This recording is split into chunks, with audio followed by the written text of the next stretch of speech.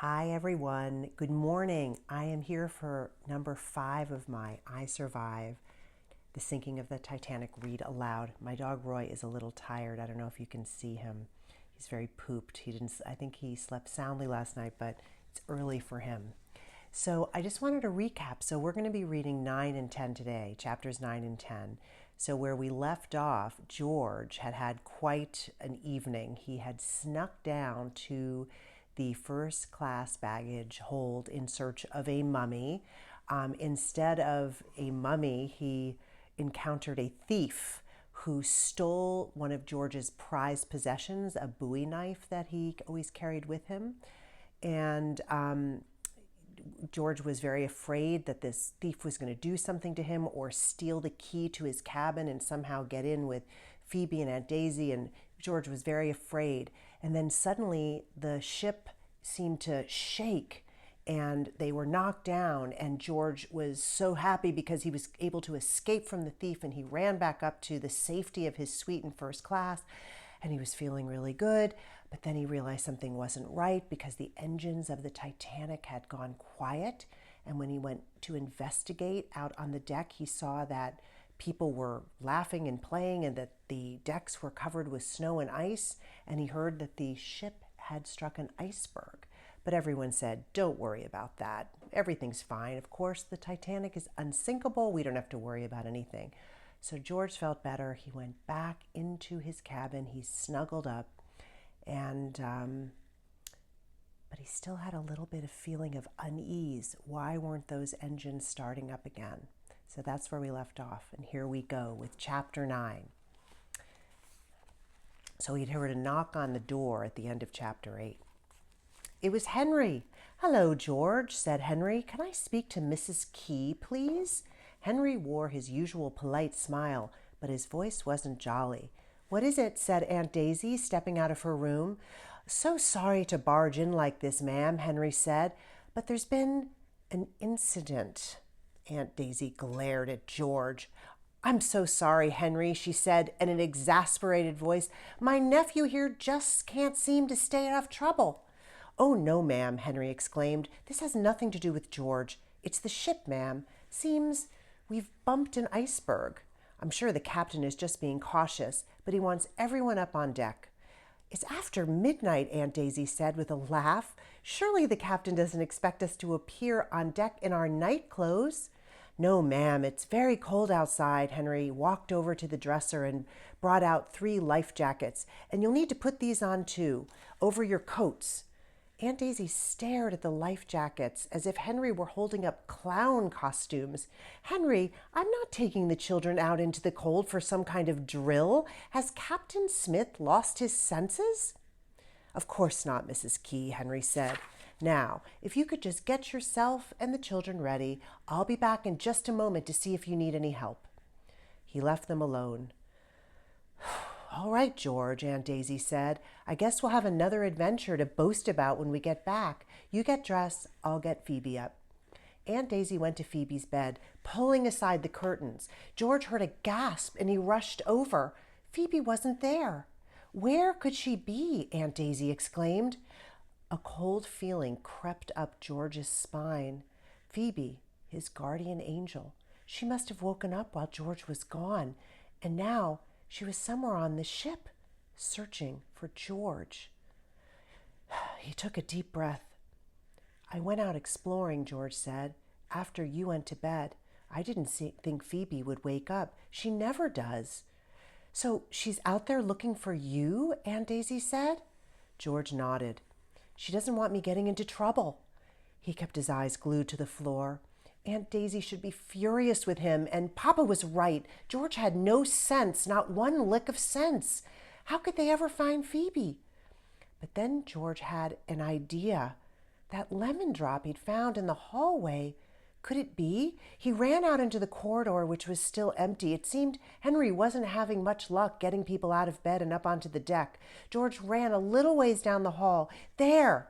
He hurried down a little farther. Yes, another lemon drop. Phoebe, his smart sister. Aunt Daisy came up behind him. "She's left a trail of lemon drops," George said. Aunt Daisy looked confused. Like Hansel and Gretel, George explained. She left a trail so she could find her way back. So now we're in chapter 10. George and Aunt Daisy scrambled to get dressed and put on their life jackets.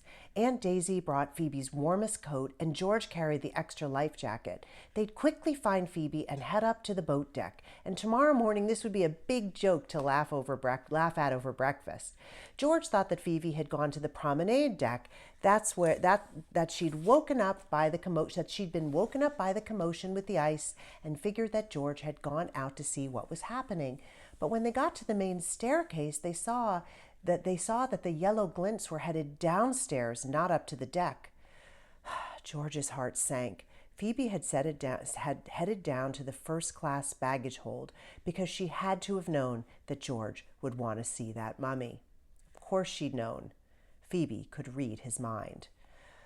Chill went through George's bones. What if the scar-faced man was lurking in the baggage hold when Phoebe got there? He ran faster down the stairs now. Aunt Daisy called after him, but he didn't slow down.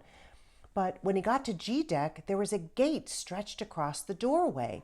This wasn't here when I came down, he said to Aunt Daisy. He tried to pull it open, but it was locked, and just on the other side there was a mob of people standing restlessly, third-class passengers, from the looks of their worn clothing. And here's a picture that the illustrator Scott Dawson drew, so you can get a sense of what they saw. Look, Aunt Daisy said, pointing at one of Phoebe's candies glinting on the floor on the other side of the gate, pushed next to the wall. She's down here. Pardon me, she called to the steward standing in front of the crowd. You've gone the wrong way, madam, he said, staring at Aunt Daisy's huge diamond ring. The captain wants first-class passengers up on the boat deck now. My niece is down here somewhere, Aunt Daisy said. You need to let us through. I'm sure she wouldn't have wandered down this far, the steward said. We're quite sure she's down here, Aunt Daisy said, so if you'll open the gate. I'm sorry, madam. Regulations. Open this gate at once, Aunt Daisy shouted in a tone George had never heard her use before. The man took a key from his pocket and opened the gate. He stepped aside to let them pass. The crowd surged forward. Get back, the steward shouted. We'll tell you when it's time for you to go up. A few of the men lunged toward him. Aunt Daisy grabbed George's arm. The steward took a pistol from his pocket. His hand shook as he waved it toward the crowd. George and Aunt Daisy stepped through the gate. The steward slammed it behind them. They were trapped down there just like everyone else. George and Aunt Daisy squeezed through the crowd, weaving around trunks and stepping over sleeping children. There were so many people. If Phoebe's candies were down here, they couldn't see them anymore. Suddenly, something crashed from George from behind, a pair of arms around his waist so tight he couldn't breathe. George's heart stopped. The scar-faced man. Giorgio! Enzo screamed up at him. George's eardrums nearly split in two. Enzo's dad hurried over to them. He tried to gently peel the little boy away from George, but he would not let go. No, he howled, no! Very sorry, Marco said, smiling apologetically at Aunt Daisy, who looked more confused than ever. We're old friends of Giorgio. George started to introduce Aunt Daisy, but before he could get 3 words out, Enzo was dragging him down the hall, elbowing his way through the crowd like a pint-sized bull. See, Enzo said. What? George said. No, see. What was this kid doing? What did he want George to see? The answer was just a few steps away through an open door. It was the mail sorting room, except now all George could see was water. Green water swirling halfway up the stairs, foaming and churning like a stormy river. Sacks of mail bobbed up and down. Hundreds of letters floated on the surface. And now George understood what Enzo was saying. Sea. The sea. The Titanic was filling up with water from the sea. So that is the end of chapter 10, and tomorrow we will pick up with chapter 11. I'm also going to start doing little videos to give you some little glimpses into the Titanic from my research. So look out for those because as I've told you earlier, there's so many fascinating things about this ship and the sinking of the Titanic, and I'm really eager to share them with you. So have a great day and stay in touch, and I will see you tomorrow morning. Bye-bye.